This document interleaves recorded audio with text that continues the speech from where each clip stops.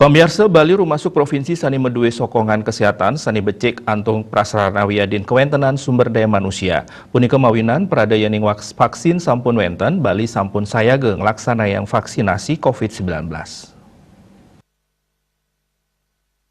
Manut Kepala Dinas Kesehatan Provinsi Bali, Dr. Ketut Suarjaya, kantos mangkin penyiagayan vaksin COVID-19 kantun memargi, ngawinang paiketanipun wantah nyantos sanggatres saking pusat.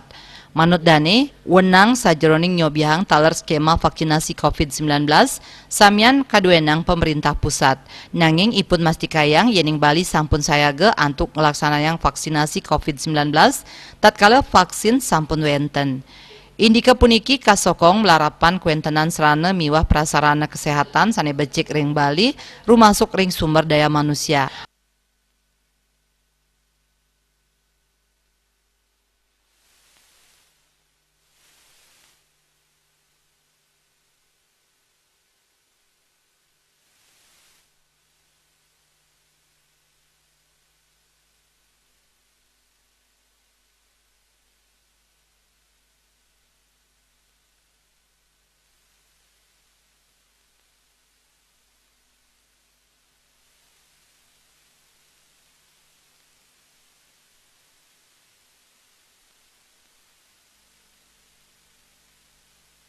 Manut Suarjaya, sayan gelis vaksin COVID-19 kasiagayang janten sayan becik.